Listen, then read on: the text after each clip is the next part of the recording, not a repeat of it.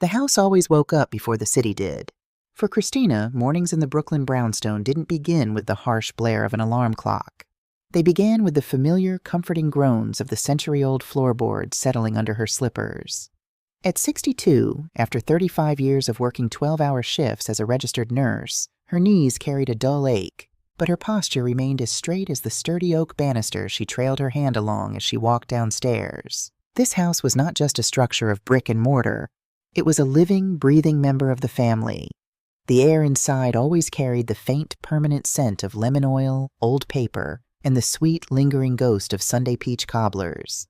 Christina walked into the kitchen, the morning light just beginning to filter through the heavy lace curtains.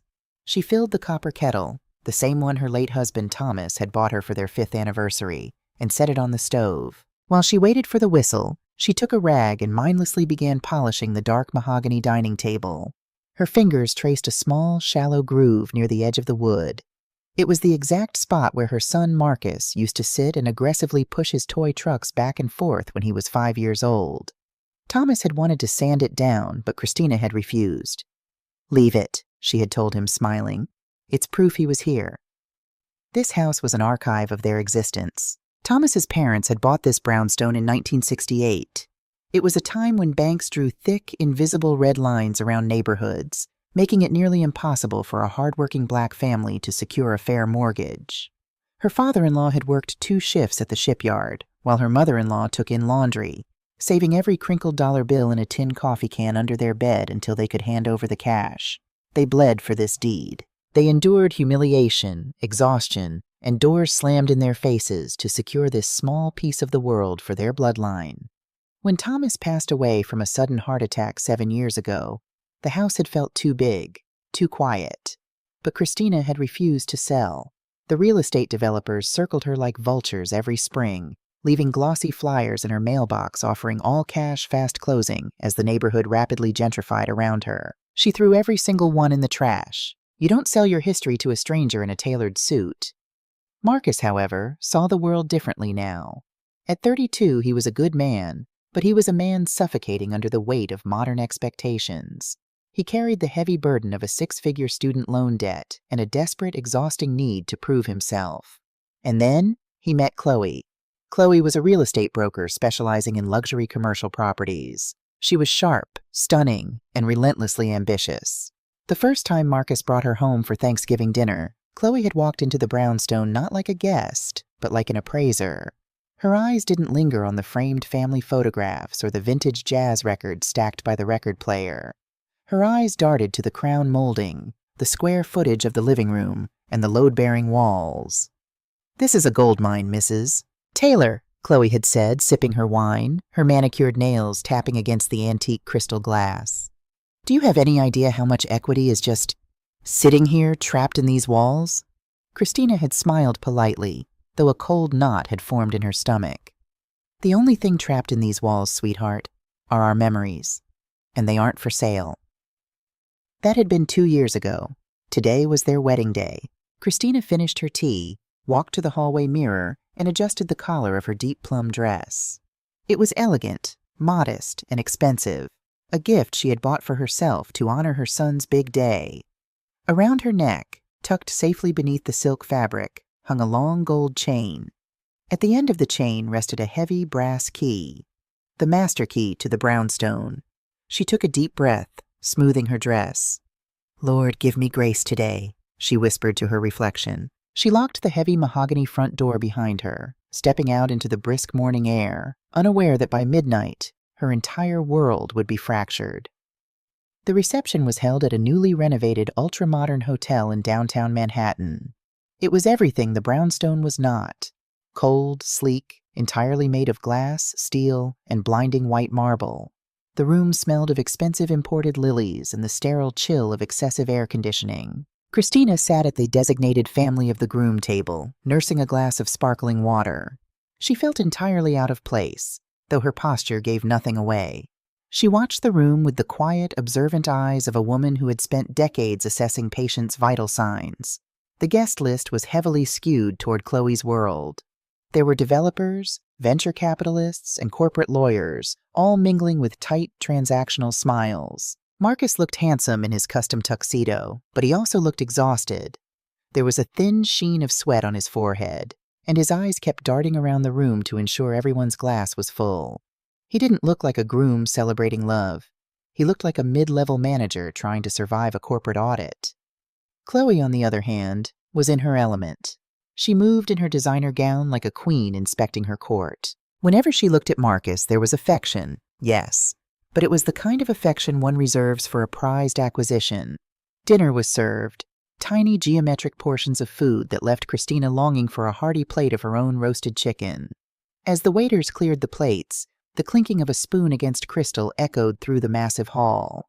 Chloe stood at the head table, the microphone in her hand. The room fell into a respectful, expectant hush. "Thank you all for being here," Chloe began, her voice smooth and practiced, projecting perfectly across the room. "Looking out at this crowd, I see family, I see friends, and I see incredible partners who have supported Marcus and me on our journey." Christina smiled faintly, leaning forward. "When Marcus and I started planning our future together, we realized that marriage isn't just about love. It's about building a foundation. It's about being smart, strategic, and looking forward, not backward," Chloe continued, her eyes scanning the crowd. She paused dramatically, locking eyes with a group of older men in tailored suits sitting near the front, her investors. "We want to build generational wealth for the family we are going to start, and that means making bold decisions. So I am thrilled to announce tonight, surrounded by the people who matter most, the first major project for the newly minted Mr. and Mrs. Taylor." Marcus shifted uncomfortably in his seat.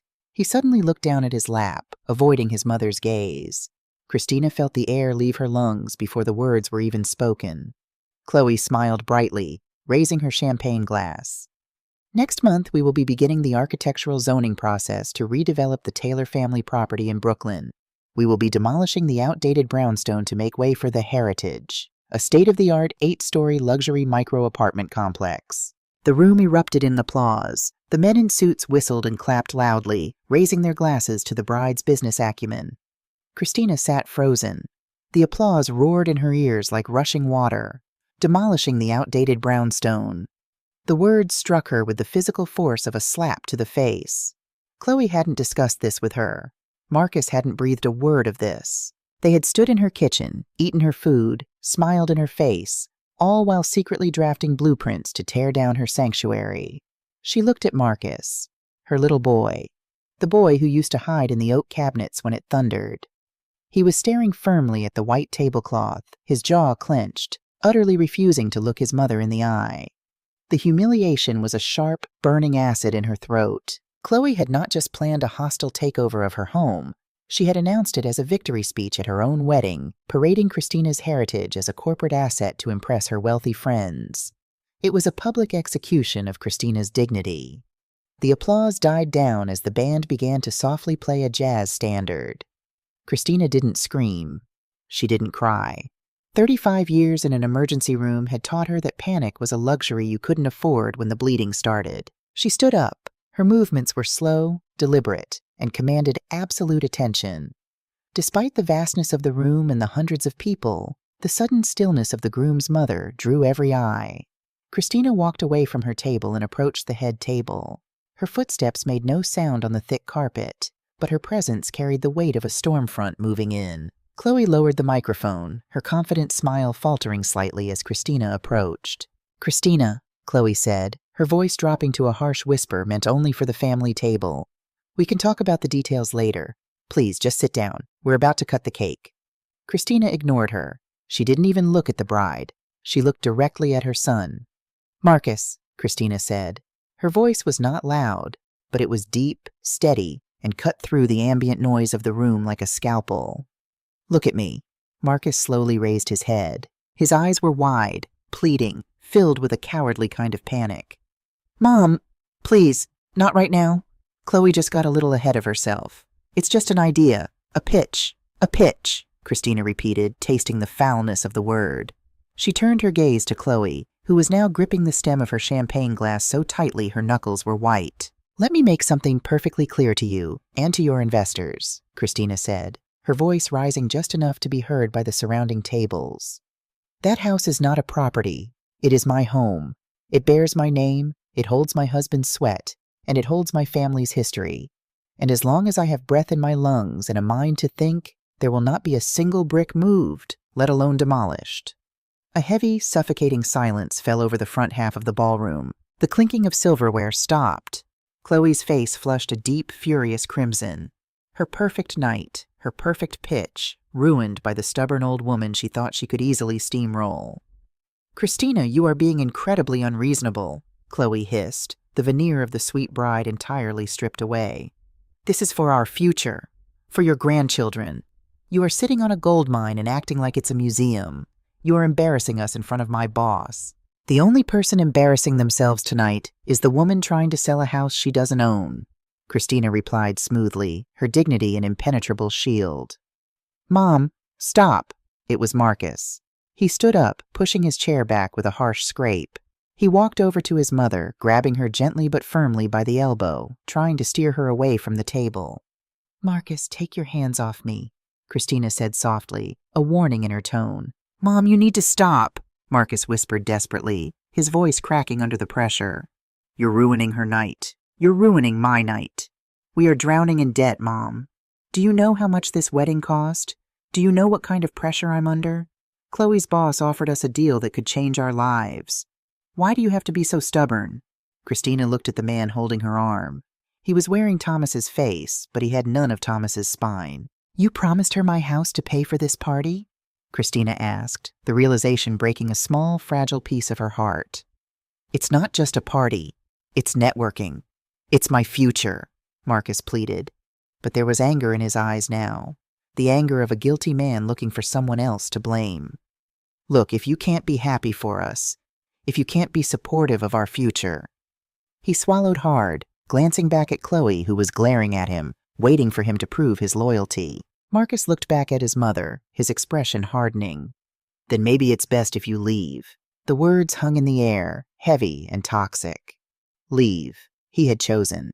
In the oldest battle in human history, between the mother who gave him life and the wife who promised him a future, he had made his choice, and he had done it in front of 200 strangers. Christina didn't flinch. She felt the tears threatening to rise, burning at the corners of her eyes, but she refused to give them the satisfaction of seeing her break. She reached up and gently removed Marcus's hand from her arm. "I carried you for 9 months, Marcus," she said, her voice dropping to a whisper that only he could hear. "I worked double shifts to put clothes on your back. Your father worked himself into an early grave to make sure you had a roof over your head. I will not be dismissed like the hired help." She took a step back. She looked at Chloe, offering a slow, pitying nod. Then she looked at her son one last time. "Happy wedding day, Marcus." Christina turned around. She didn't rush. She didn't lower her head. She walked down the center aisle of the ballroom with her head held high, her back perfectly straight. She felt the stares of the guests burning into her back, heard the hushed whispers rippling through the tables, but she kept her eyes fixed firmly on the exit doors. She walked out of the hotel, into the freezing New York night. The valet brought her old sedan around. She tipped him, got into the driver's seat, and closed the door.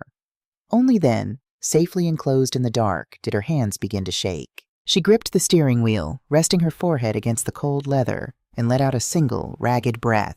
She drove back to Brooklyn. The streets were quiet, bathed in the amber glow of the streetlights.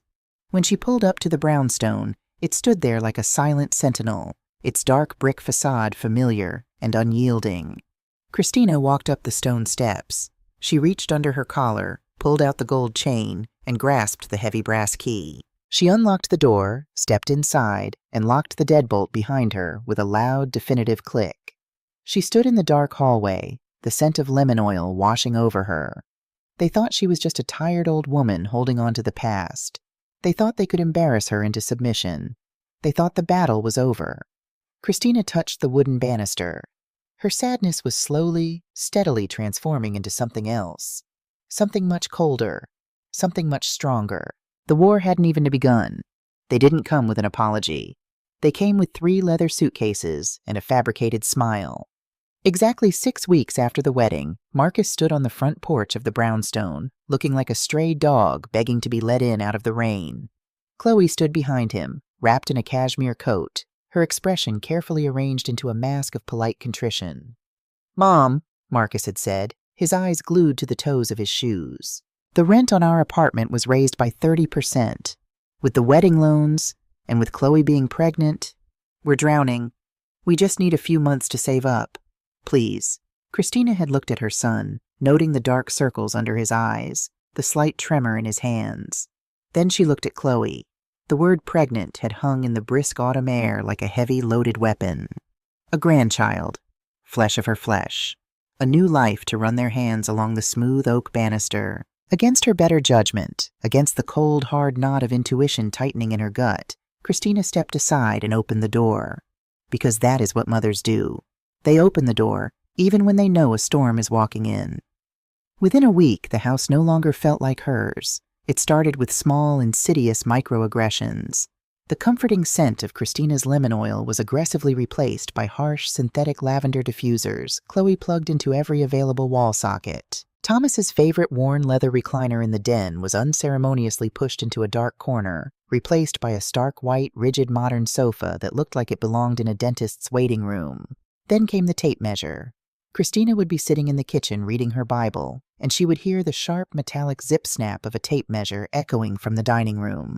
She would walk in to find Chloe pacing the floor, jotting numbers down in a sleek leather notebook. "Just figuring out where the baby's playpen will go, Victoria," Chloe would lie, not even bothering to look up. But playpens don't require measuring the load-bearing walls. Playpens don't require bringing a man in a hard hat through the back door on a Tuesday afternoon when they thought Christina was at the grocery store. Christina had come home early to find Chloe pointing at the original 1920s crown molding, asking the contractor, "If we gut this entire floor, how fast can you route new plumbing for a multi-unit layout?" Christina had stood in the doorway, her grocery bags heavy in her hands, her heart turning to ice. They weren't saving for a baby. They were staking out a demolition site.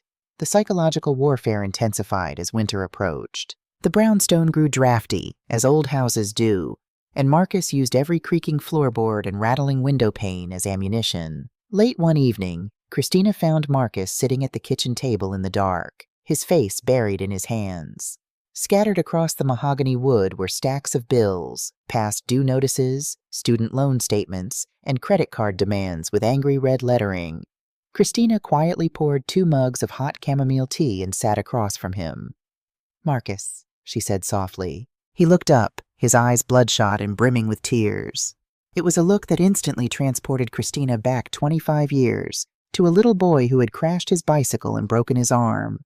Her instinct to protect him was a physical ache in her chest. "I'm failing, Mom," his voice broke. "I'm a failure. I work 60 hours a week, and I can't even afford to take my pregnant wife out to dinner. The baby is coming in 6 months. How am I going to pay for diapers? How am I going to pay for a pediatrician?" He reached across the table, grabbing Christina's hands. His grip was desperate. "Mom, please. You don't need all this space. Chloe's firm did an appraisal. If we sell this house to her developers, we walk away with $3 million. You could have a beautiful, modern condo in Manhattan with a doorman and no stairs. I could pay off my loans. I could start a college fund for your grandchild."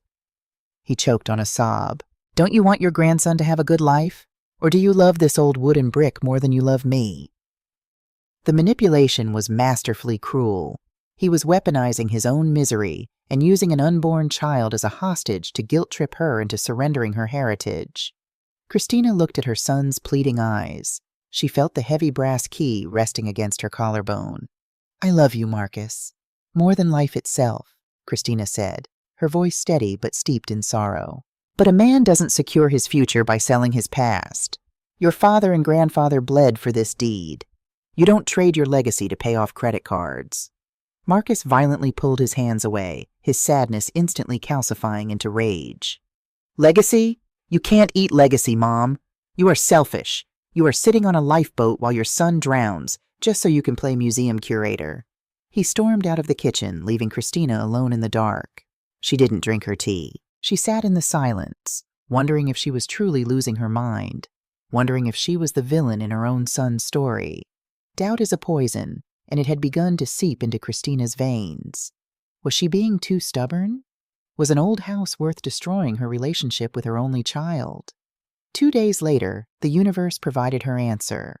It was a Thursday morning, Marcus was at work, and Chloe had rushed out to a client viewing, leaving her bedroom door ajar. Christina was gathering the laundry, a chore Chloe conveniently always forgot to do. As Christina picked up a silk blouse from the floor near Chloe's designer handbag, the bag tipped over, spilling its contents onto the plush rug. Lipstick, keys, a wallet, and a small pink foil blister pack. Christina froze. 35 years as a nurse made her intimately familiar with pharmaceuticals. She knelt down and picked up the pack. It wasn't prenatal vitamins. It was a high-dose, active oral contraceptive. Christina's heart began to hammer a heavy, sickening rhythm against her ribs. She looked closely at the foil. Monday, Tuesday, Wednesday.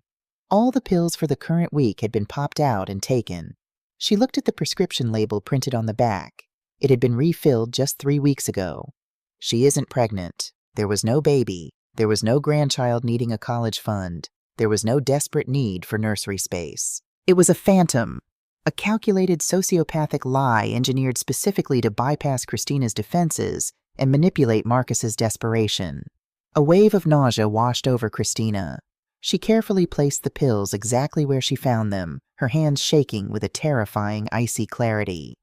That night, Christina couldn't sleep. The lie echoed in her head, a deafening siren. At 2 a.m., she crept downstairs to the kitchen for a glass of water. As she passed Thomas's old study, a room Chloe had aggressively claimed as her home office, she heard a voice. The door was slightly cracked, a sliver of yellow light spilling onto the hallway floorboards.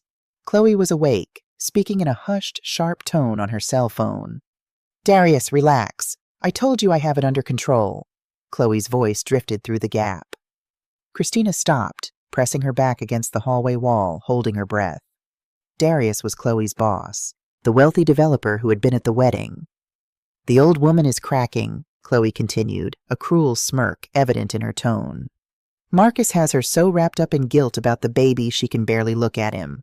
She'll sign the partition sale by the end of the month, I guarantee it." A pause as Darius spoke on the other end. "Yes, I know the market is hot," Chloe snapped impatiently. "Just make sure the paperwork for my LLC is ironclad. I want my 20% finder's fee routed directly to my private offshore account the second the ink dries. Marcus is an idiot. He doesn't need to know about the commission. He thinks we're just splitting the property value." Christina squeezed her eyes shut, a single tear of pure, white-hot fury escaping down her cheek. It wasn't just a difference of opinion. It wasn't just a desperate couple wanting a fresh start.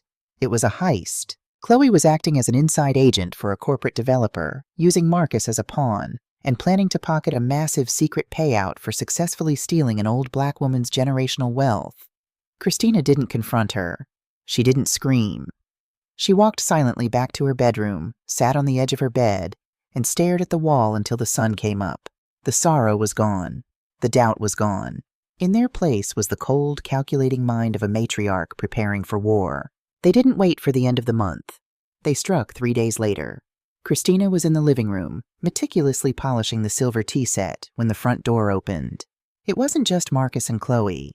Trailing behind them were 2 men in expensive, sharp suits. One was Darius, his shark-like eyes immediately assessing the square footage of the room. The other was a man carrying a thick leather briefcase, a lawyer. "What is the meaning of this?" Christina asked, setting the silver teapot down. She stood up, crossing her arms, her posture radiating absolute authority. "Mom, sit down," Marcus said. He looked pale, his eyes darting everywhere except his mother's face. "I will stand in my own home," Christina replied sharply. "Who are these men, Marcus?" Chloe stepped forward, dropping the facade of the sweet daughter-in-law completely. Her eyes were hard, calculating, victorious. "This is Mr. Vance, an estate attorney," Chloe said smoothly. "And you know Darius. We are here to finalize the transition of the property." "There is no transition," Christina said, her voice dropping to a dangerous whisper. "I have life tenancy. My name is on the deed. Get out of my house." Mr. Vance stepped forward, opening his briefcase and pulling out a stack of dense legal documents. "Mrs. Taylor, while it is true you hold a life estate, your son Marcus holds the remainder interest. Under New York law, a remainder man can force a partition sale if it can be proven that the life tenant is mismanaging the asset, causing its value to deteriorate, or—" He paused, adjusting his glasses. is no longer mentally competent to manage a multi-million-dollar estate. Christina let out a harsh, bitter laugh. Mentally incompetent? I ran an emergency room triage for 30 years. My mind is sharper than anyone's in this room. Is it? Chloe asked, her voice dripping with fake concern. She pulled a piece of paper from her designer bag. Because Marcus and I have documented your recent behavior, the paranoia, the hostility, the delusions that people are trying to steal from you. We have a preliminary consultation from a geriatric psychiatrist who agrees that your sudden aggression and refusal to maintain this massive property are early signs of senile decline. It was a blatant, manufactured lie, a legal threat designed to terrify her into submission. They were threatening to drag her through a humiliating public court battle, to strip her of her dignity and her rights, all to force a settlement. You would need Marcus to file that suit, Christina said, looking past the lawyer, past Chloe, directly at her son. You would need my own flesh and blood to stand before a judge and call his mother crazy. Silence fell over the room. The ticking of the grandfather clock in the hallway sounded like a hammer striking an anvil. Marcus, Christina said, her voice cracking for the first time. Tell them to leave. Marcus finally looked up. His face was a portrait of a broken man, a man entirely consumed by his own weakness. His hands were trembling as he reached into his jacket pocket. He pulled out a single notarized document and placed it on the coffee table. I can't, Mom, Marcus whispered, his voice devoid of life. I can't fight the dead anymore. I can't lose Chloe. I can't fail my child. Christina looked down at the paper. It was a durable power of attorney. Marcus had signed over complete legal control of his estate rights, his finances, and his legal voice to Chloe. He had effectively handed the knife to his wife and stepped back, washing his hands of the blood. Chloe now had the legal authority to act as the co-owner and file the lawsuit against Christina. I signed it this morning, Marcus choked out, tears finally spilling down his face. Chloe is handling it from here. I'm sorry, Mom. I'm so sorry. But we need the money. You leave us no choice. Christina looked at the signature on the paper. The ink was still fresh. The betrayal was absolute. The son she had carried, the son Thomas had loved, had sold her out to a corporate grifter for the illusion of an easier life. Chloe stepped forward, tapping a pen against the partition sale agreement on the table. You can fight us in court, Victoria. We will freeze your assets, drag you through psychological evaluations, and bleed you dry with legal fees until the state rips this house from your hands anyway. Chloe smiled, a cold reptilian curving of her lips. Or you can sign right now, take $1 million, move to Florida, and we can all pretend we're still a happy family. Christina stood completely still. She was entirely surrounded. The law, her son, and the enemy were all aligned against her in her own living room. The air in the brownstone felt heavy, as if the house itself was holding its breath, waiting to see if its guardian would finally break. Christina looked at the pen. She looked at Chloe's triumphant face. She looked at Marcus, who was weeping silently into his hands. The old woman is cracking, Chloe had said. Christina closed her eyes, taking a long, slow breath. When she opened them, the sorrow was gone. Her eyes were dark, fathomless, and terrifyingly calm. Give me the pen, Christina whispered. Chloe's smile widened into a victorious grin. She handed the heavy gold pen to Christina, exchanging a quick, greedy look with Darius. But Christina didn't look at the contract. She held the pen in her hand, feeling its weight. She was backed into a corner, yes, but they had forgotten one crucial detail. When you back a matriarch into a corner, she doesn't surrender. She brings the whole house down on top of you. Christina held the heavy, gold-plated pen. The metal was cold against her skin. Across the coffee table, Chloe's eyes were practically glowing with a predatory hunger. Darius stood perfectly still, a smug, satisfied smirk playing at the corners of his mouth. Marcus was still weeping quietly into his hands, unable to witness the final execution of his mother's legacy. They expected her to scream. They expected her to throw the pen, to beg, to dissolve into the hysterical, unhinged old woman they had just threatened to label her in court. Instead, Christina looked at the pen, then gently, deliberately, set it down on top of the contract. I have been a nurse for 35 years, Chloe, Christina said, her voice dropping to a low, soothing cadence that commanded the room.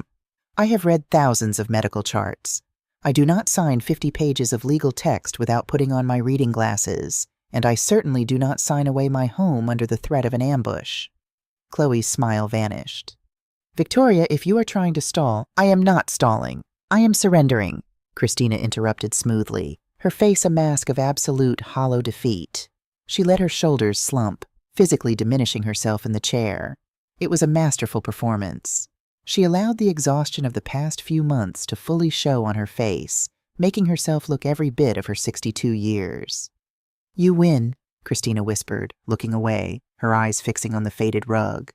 I am too old for a war, and I am too tired to fight my own son in a courtroom. I don't want to spend my final years being deposed by psychiatrists.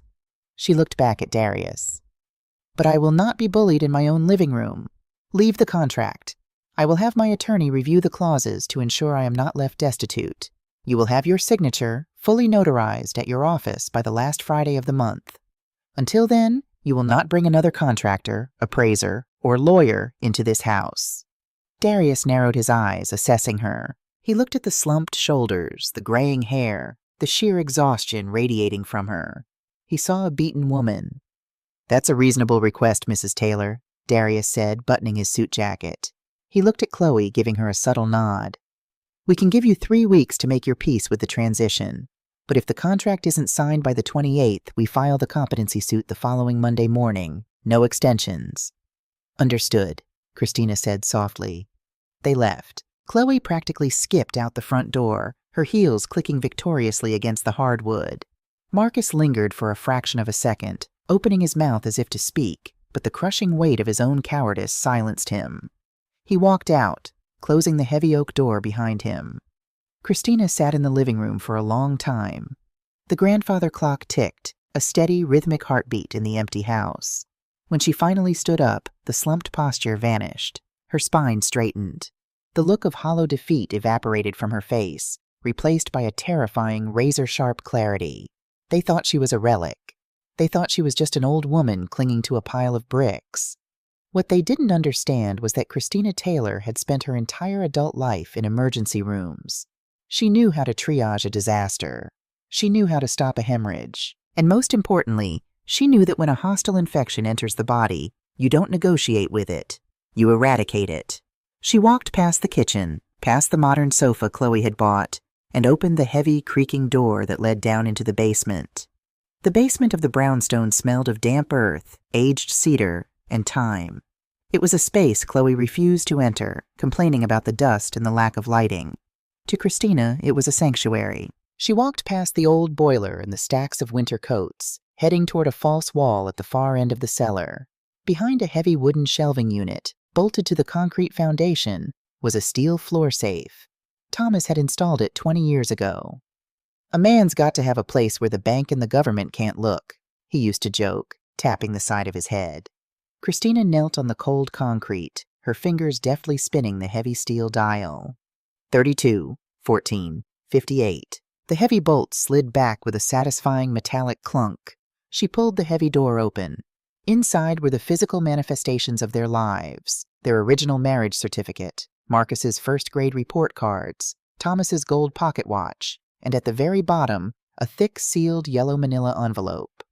Christina pulled the envelope out, brushing a thin layer of dust from its surface.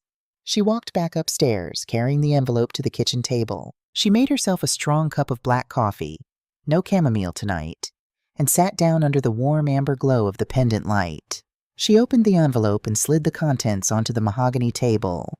It wasn't just the original deed to the house.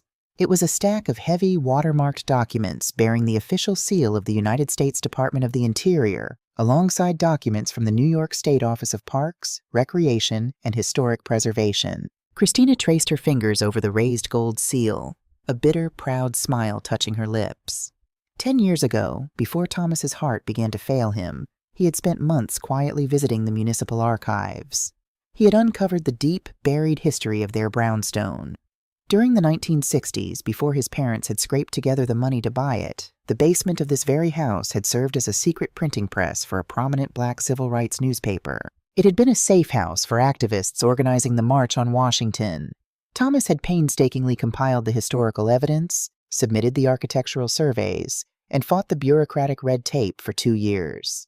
9 months before he died, the approval had come through. The Taylor brownstone was officially listed on the National Register of Historic Places, designated as a Level 1 protected cultural landmark. "Why aren't we putting a brass plaque on the front door?" Christina had asked him the day the papers arrived, thrilled by the news. Thomas had smiled, sliding the papers into the yellow envelope. "Because pride makes you a target, Chrissy. The developers are already circling this neighborhood. If they know we're a landmark, they'll find legal loopholes, try to rezone us or wait us out. We keep this quiet. It's our shield. If anyone ever tries to force you out and tear this place down, you let them step right into the trap." Under state and federal law, a Level 1 protected landmark could not be demolished. It could not be gutted. It could not be structurally altered to build a luxury micro-apartment complex.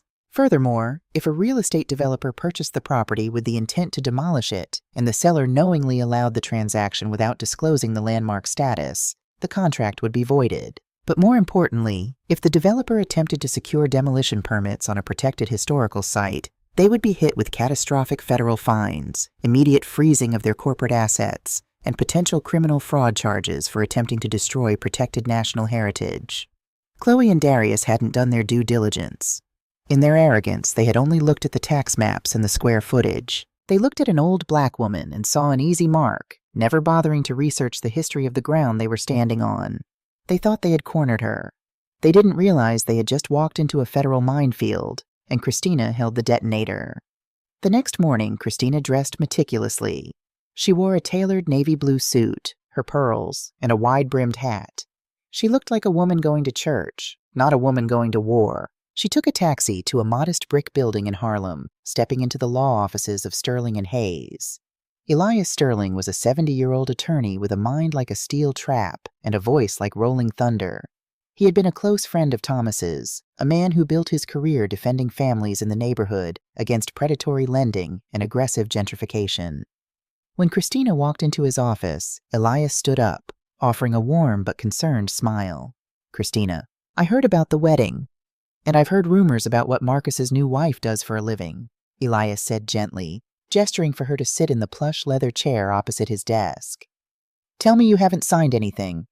"I haven't," Christina said, placing her leather handbag on her lap. She unclasped it and pulled out the thick yellow envelope, sliding it across the heavy mahogany desk. "But they brought a lawyer to my house yesterday. Marcus signed a durable power of attorney, surrendering his remainder man rights to Chloe. They are threatening to file a suit declaring me mentally incompetent to force a partition sale." Elias's jaw tightened. He picked up his reading glasses, his eyes darkening with professional fury. "That is a filthy tactic. It's psychological terrorism. We can fight it, Christina. I can get 3 independent psychiatrists to testify to your competence by Friday. We will bury them in counter motions." "No," Christina said calmly. "If we fight them in family court, it drags on for years. It drains my savings. It gives them time to pivot, to find another angle. I don't want to fight them, Elias. I want to ruin them." Elias paused, looking over the rims of his glasses at the dignified woman sitting across from him. He opened the yellow envelope and began to read. As his eyes scanned the Department of the Interior seals, the historical designation certificates, and the strict federal covenants attached to the deed, a slow, predatory smile spread across the old lawyer's face. "My God," Elias whispered. "Thomas actually got the Level 1 designation approved. He never told me." "He was saving it for a rainy day," Christina said smoothly. "And it is currently pouring. Christina, if Darius's firm signs a purchase agreement with the intent to demolish, and they transfer the funds..." Elias did the math in his head, chuckling darkly. "The moment they file for a demolition permit, the Historic Preservation Office will flag it. The state will immediately freeze the transaction. The capital Darius locks into the escrow will be trapped indefinitely, while the federal government investigates his firm for attempting to destroy a cultural landmark. It will bankrupt his current projects." "And what about Chloe?" Christina asked, her voice devoid of pity. "Chloe is a licensed broker," Elias said, leaning forward. "If she is facilitating a sale while actively hiding a material fact about the property, or worse, if she is taking a secret kickback from Darius to force the sale, she will lose her real estate license permanently. She will be barred from the industry." "She is taking a kickback," Christina confirmed. 20% routed to an offshore LLC. I heard her on the phone." Elias shook his head in disbelief. "Arrogance. It makes them sloppy." He folded his hands on the desk. "So what is the exact play, Christina? If you sign their contract, you're complicit in the non-disclosure." "I am not signing their contract," Christina said. "I am going to change the chessboard entirely." She leaned forward, her eyes locking onto Elias's. "I want to establish an irrevocable private trust. Today. I want to transfer my life estate, my ownership, and every single brick of that brownstone into the trust. I want the trust's mandate to be the perpetual preservation of the property as a historical landmark. And I want you to be the executor." Elias stopped smiling. He looked at her with profound gravity. "Christina, listen to me carefully," Elias said, his voice lowering. "If you put the house into an irrevocable trust, you are legally giving away the asset. You will be allowed to live there until you die, but you cannot change your mind later. Furthermore, the moment the trust is executed, Marcus's remainder man rights are entirely wiped out because the property is locked into a historical preservation mandate. He will inherit nothing but the memories. You will be permanently disinheriting your only son." The office was dead silent. The faint sound of traffic from the Harlem streets below seemed miles away. Christina thought of Marcus. She thought of the little boy who used to help her bake peach cobblers.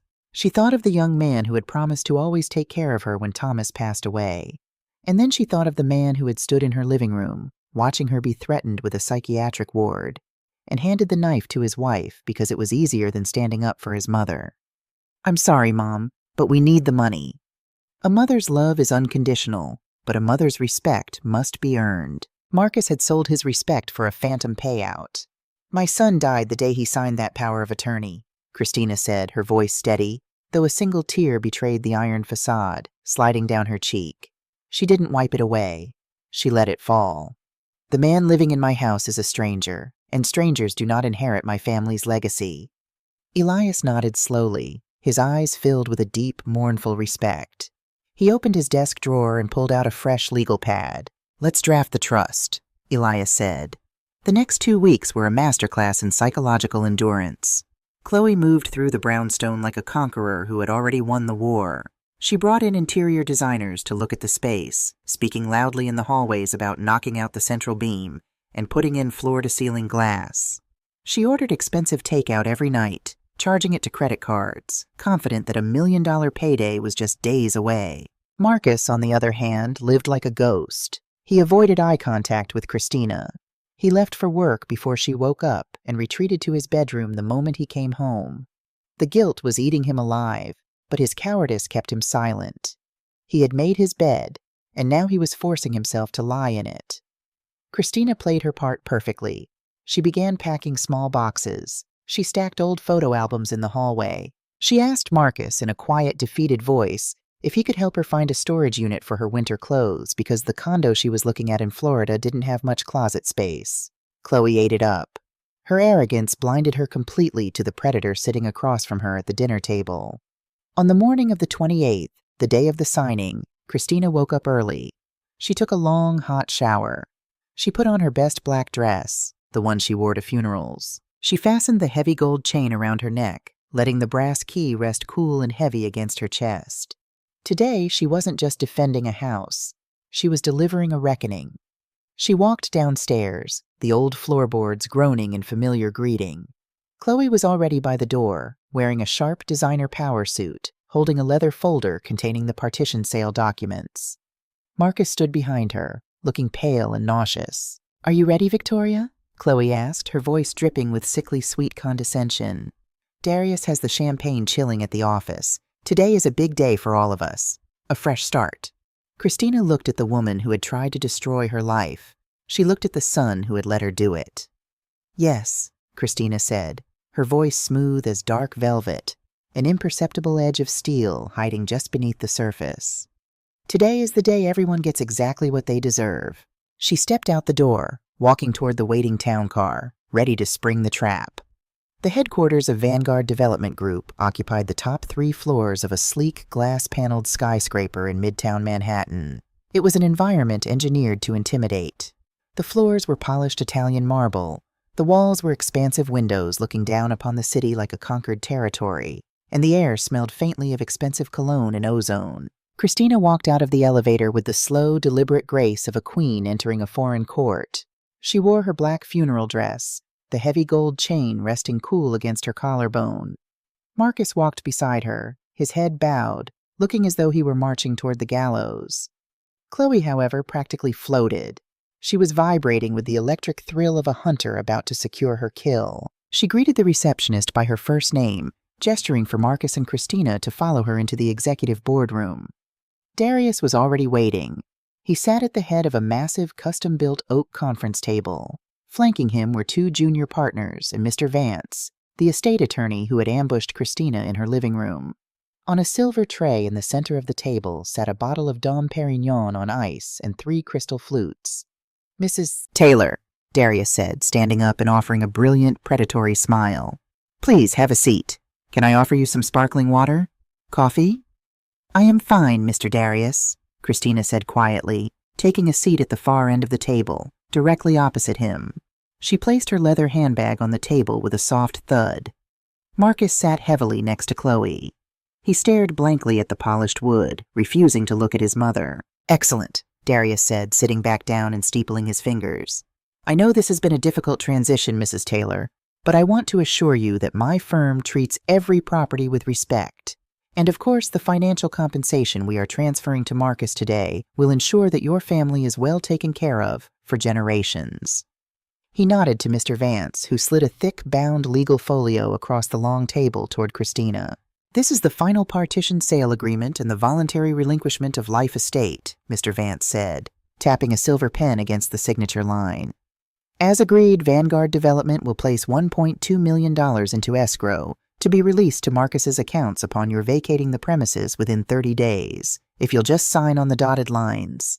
Chloe leaned forward, her eyes locked onto the silver pen. She could practically smell the money. She placed a reassuring, entirely fabricated hand on Marcus's shoulder.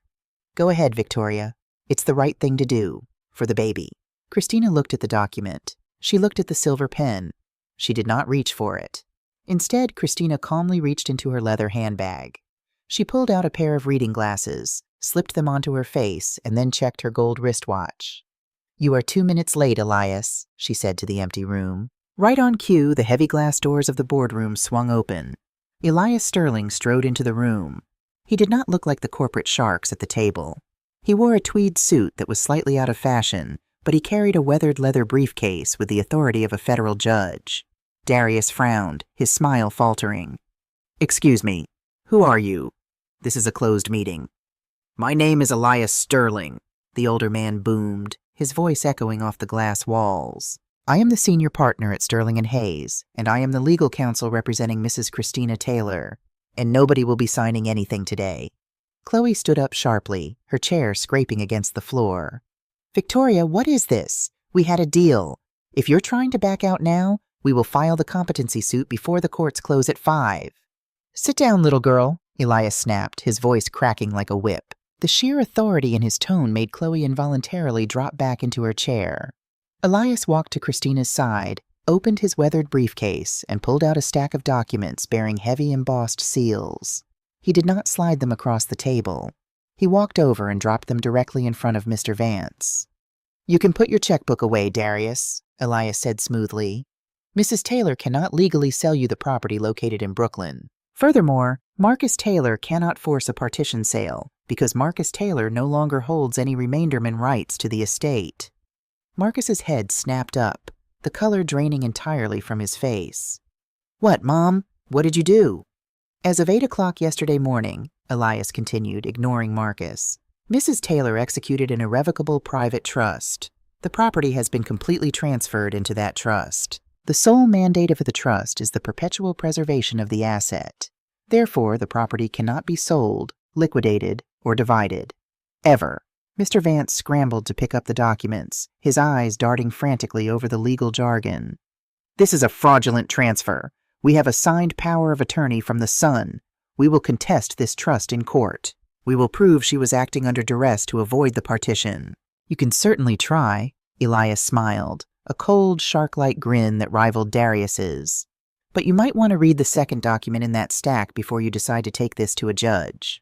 Mr. Vance flipped the page. His eyes widened. He stopped breathing for a fraction of a second. Slowly, the blood left the attorney's face, leaving him looking like a corpse. "What is it, Vance?" Darius barked, sensing the sudden shift in the room's atmosphere. "What does it say?" "Darius," Vance swallowed hard, pushing the paper toward his boss with trembling fingers. "The property. It has a Level 1 National Register designation. It's a federally protected cultural landmark." Dead silence fell over the boardroom, the kind of silence that precedes a catastrophic explosion. Darius stared at the seal of the Department of the Interior. His mind, trained to calculate risk and reward in fractions of a second, instantly processed the magnitude of the disaster he had just avoided by mere inches. "A protected landmark," Darius whispered, the reality setting in. "Yes," Elias said cheerfully. "Established and approved almost a decade ago. Which means, Darius, if you had successfully coerced my client into signing that sale agreement today, and you had transferred $1.2 million of your investor's capital into escrow with the documented intent to demolish the site, the state would have frozen the escrow." Darius finished the sentence, his voice hollow. "Exactly," Elias nodded. "The Historic Preservation Office would have locked your funds indefinitely. The federal government would have hit Vanguard Development with a cease and desist.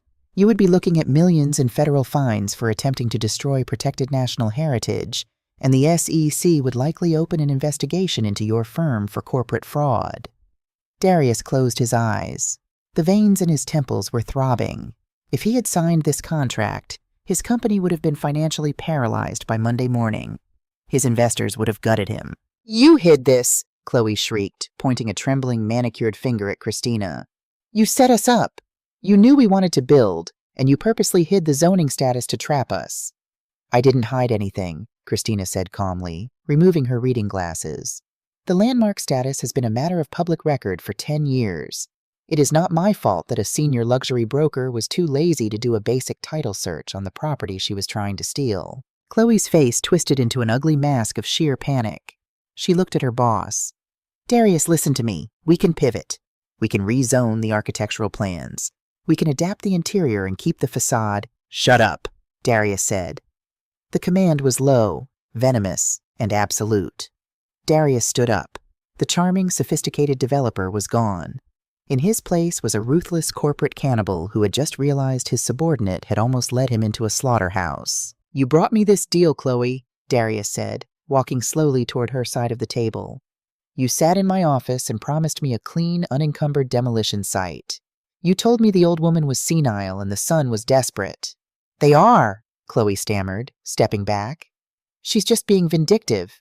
You almost cost my firm $20 million in frozen capital," Darius roared, slamming his fist onto the oak table so hard the crystal champagne flutes rattled. "You didn't run a standard municipal background check? You didn't pull the federal archives?" I trusted Marcus," Chloe lied instinctively, throwing her husband to the wolves without a second thought. "He told me the house was clear." Marcus looked at her, utterly horrified. "Chloe, I never said that. I didn't even know—" "And let's talk about your other lie, Chloe." Christina's voice cut through the shouting. It was quiet, but it carried the weight of an anvil. Christina reached into her handbag one last time. She pulled out a single sheet of paper, a printed transcript of an audio file. She slid it across the long table toward Darius. "What is this?" Darius sneered, though he picked it up. "That is a transcript of a phone conversation that took place in my hallway last Thursday at 2 a.m, Christina said. "Between your broker, Chloe, and a man named Julian from an offshore banking firm in the Cayman Islands. They were discussing the routing of a 20% finder's fee, a fee she claimed you had secretly authorized, to be paid to her private LLC the moment this sale closed." Darius froze. He read the transcript. He looked at Chloe. "A kickback?" Marcus whispered, the word tasting like ash in his mouth. He looked at his wife. "You were taking a commission? You told me we were selling the house to save us. You told me you were doing this for our family." "I never authorized a 20% kickback," Darius said, his voice dropping to a dangerous, lethal calm. He looked at Chloe with absolute disgust. "You forged my signature on an internal commission requisition to steal from my investors?" "Darius, I can explain. It was just a contingency," Chloe begged, the color completely drained from her flawless face. "You're fired," Darius said simply. He turned to Mr. Vance. Vance, draft a termination notice for gross negligence, breach of fiduciary duty, and attempted corporate fraud. Flag her real estate license with the state board. I want her blacklisted from every brokerage in New York by sunset. If she tries to take a single client from this firm, I will bury her in civil litigation until she's bankrupt.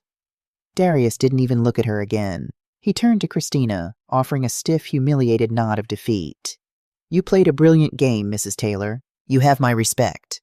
He walked out of the boardroom, followed closely by his lawyers. The heavy glass doors swung shut, leaving only 3 people in the massive, echoing boardroom. Chloe stood frozen, her chest heaving. In the span of 10 minutes, her entire life had been atomized. Her career was over. Her reputation was destroyed. She was facing massive legal debt. Marcus slowly stood up. He looked like a man who had survived a car crash, stumbling through the wreckage of his life. Chloe, Marcus said, his voice trembling, broken. Why? Why did you do this? We just needed a little money to get by, to prepare for the baby. Why did you have to be so greedy?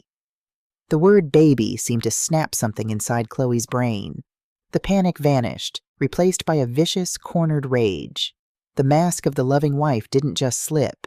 It shattered into jagged pieces. She turned to Marcus, her eyes filled with an unfiltered, toxic contempt. The baby? Chloe laughed. It was a harsh, scraping sound. Are you really that stupid, Marcus? Or are you just pathetic? Marcus stepped back, confused. What are you talking about? Christina didn't say a word. She simply reached into her pocket, pulled out the empty pink foil blister pack of birth control pills she had found on the rug, and placed it gently on the oak table. Marcus looked at the foil pack. He looked at the days of the week printed on the back. All the foil bubbles popped. There is no baby, Marcus, Chloe spat, stepping toward him, her voice dripping with venom. There was never going to be a baby. Do you honestly think I was going to ruin my body and tie myself down to a man who is $150,000 in debt? A man who makes $50,000 a year in middle management? Marcus physically staggered backward, bumping into the leather chair. The air was completely punched out of his lungs. You lied. You swore to me. I needed you to have a spine, Chloe screamed, her frustration boiling over. I needed you to push the old woman out. That house was sitting on $3 million of equity, Marcus. It was the only thing of value you brought to this marriage. But you're so weak. You're a coward who couldn't even stand up to his own mother without needing a fake grandchild to hide behind. Every word was a bullet, expertly aimed at Marcus's deepest insecurities. I wasted 2 years of my life playing the supportive wife to a broke loser, Chloe sneered, wiping a tear of angry frustration from her eye. And now I have nothing. Because of you. Because you couldn't control your crazy mother. She reached down, grabbed her left hand, and violently yanked the diamond engagement ring off her finger. The ring Marcus had maxed out 2 credit cards to buy. She threw it as hard as she could. It hit Marcus squarely in the chest and bounced away, skittering across the polished marble floor and disappearing under a chair. We're done, Chloe said coldly. She grabbed her designer bag, shot one last venomous glare at Christina, and stormed out of the boardroom, her heels clicking sharply against the floor until the sound faded into the distance. Silence returned to the glass tower. Marcus stood alone at the edge of the table. He was trembling violently. He had betrayed his heritage. He had handed his legacy to a thief. He had looked his mother in the eye and chosen a woman who had just admitted she viewed him as nothing more than a real estate transaction. He had lost his wife, his unborn child, his home, and his soul in a single afternoon. He slowly turned his head to look at his mother. Christina had not moved from her chair. She sat perfectly straight, her hands folded neatly in her lap.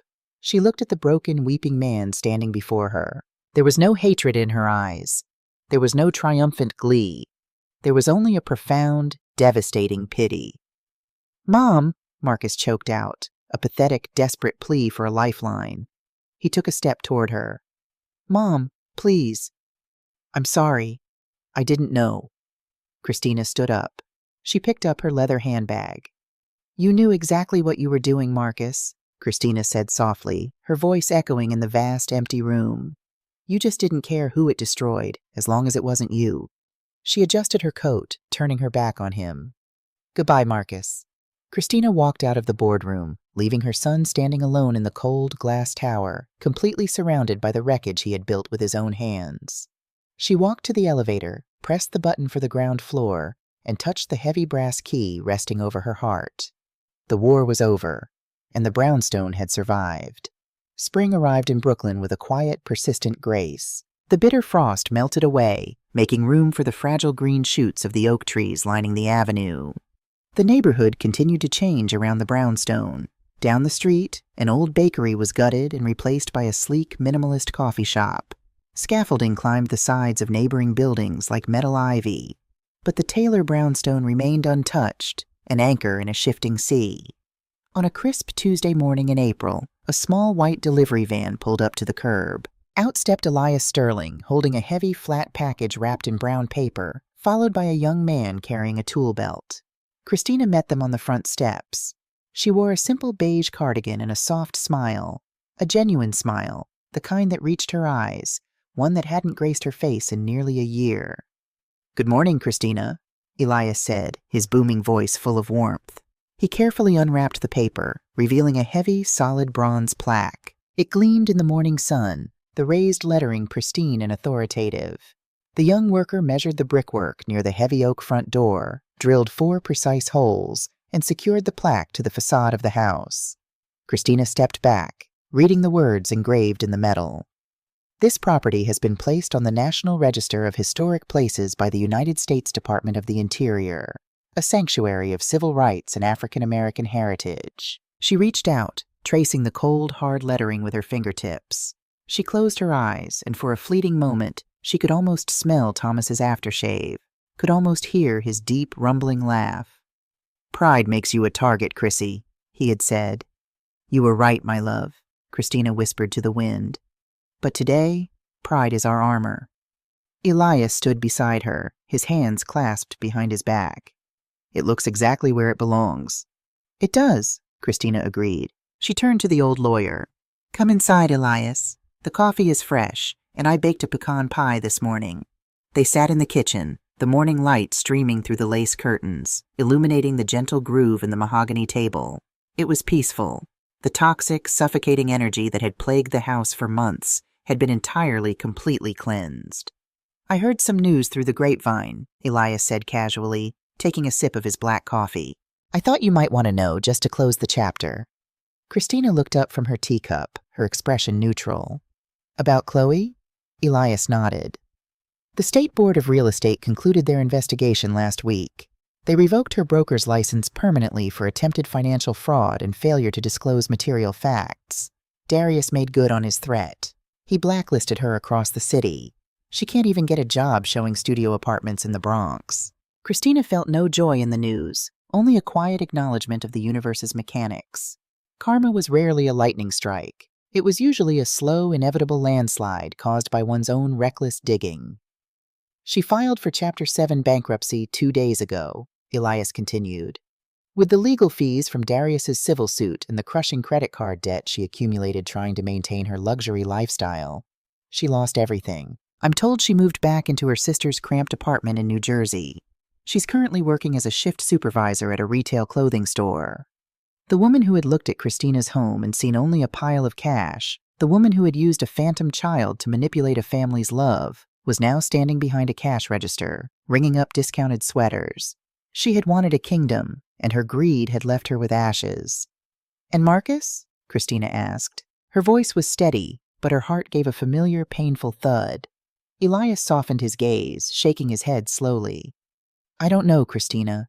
When the divorce was finalized, he didn't contest anything. He took his half of the marital debt and disappeared. He hasn't reached out to my office." Christina looked down at her hands. "He will. When he has nowhere else to run, he will stop running." Elias reached across the table, patting her hand gently. "You did the right thing, Christina. You saved his life, even if he doesn't know it yet. A man can't learn how to stand if someone is always holding him up." The summer passed in a blur of quiet routine, bleeding into a cold, unforgiving November. It was a Tuesday evening. The rain was coming down in thick, freezing sheets, rattling the old window panes of the brownstone. Christina was sitting in the den, Thomas's old leather recliner having been rightfully restored to its place, reading a novel with a knitted blanket over her lap. At exactly 8 o'clock, the doorbell rang. It was a hesitant, brief sound.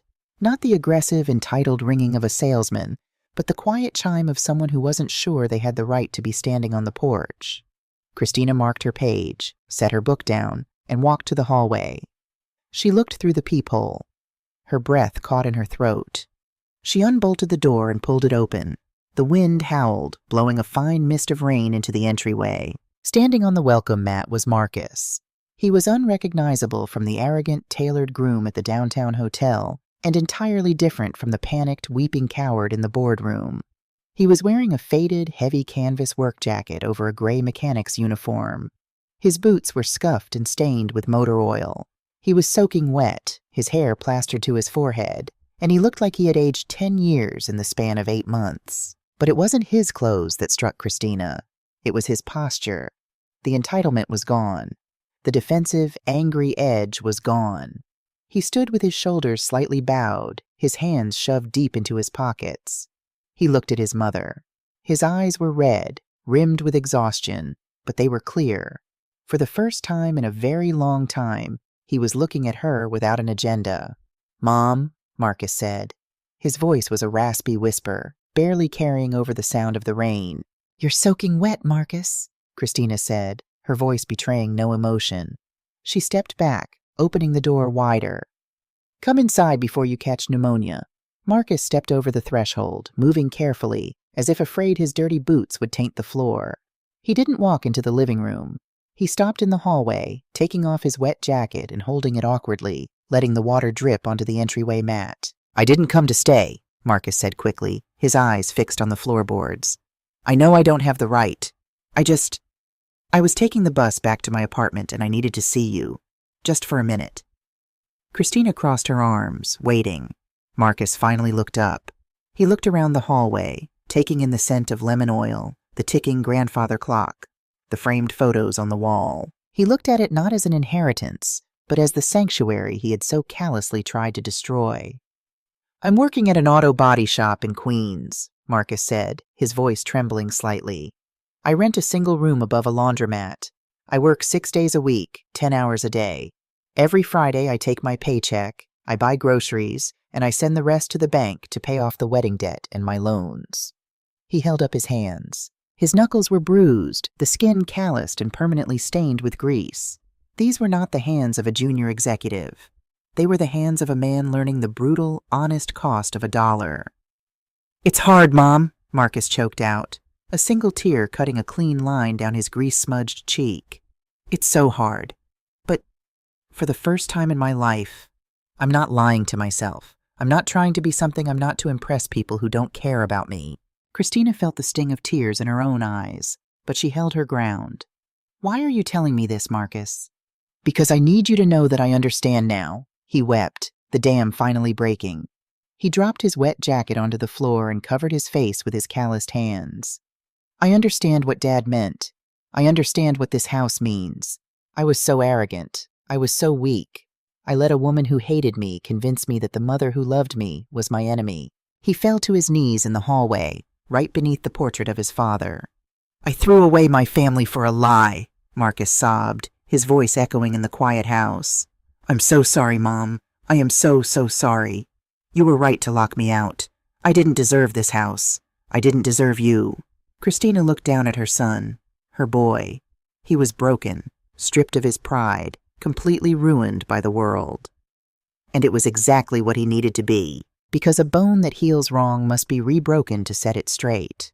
The vanity had been burned away, leaving only the truth. Christina walked toward him.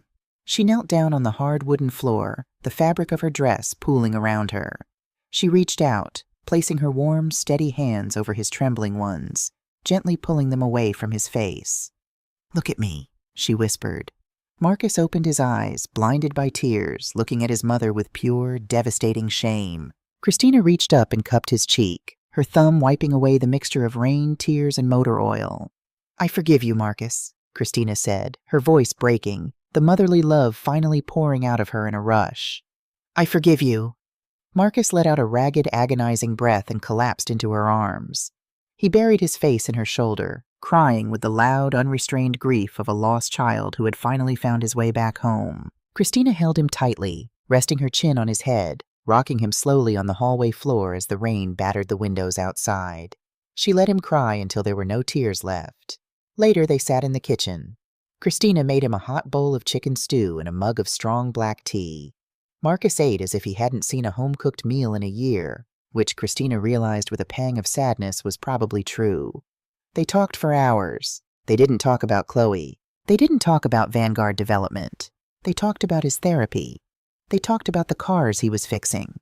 They talked about Thomas, remembering the good days, the hard days, the real days. As the clock struck midnight, Marcus stood up. He carried his empty bowl to the sink and washed it. "I have to catch the last bus back to Queens," he said softly, putting his still damp jacket back on. "I have the early shift tomorrow." Christina walked him to the front door. The rain had stopped, leaving the night air brutally cold and clear. Marcus turned to her on the porch. He looked at the heavy gold chain around her neck. He could see the outline of the brass key resting beneath her sweater. He didn't look at it with greed. He looked at it with profound respect. "Thank you, Mom, for the food, and for letting me in," he said. "This door will always open for my son," Christina replied gently. Marcus nodded. He hesitated for a moment. "Mom, the house, the trust. Are you going to be okay here by yourself?" "I am never alone in this house, Marcus," Christina smiled. "But yes, I am perfectly fine." "Good," Marcus said, offering a small, genuine smile. "I'm glad. It belongs to you, Mom. It always did."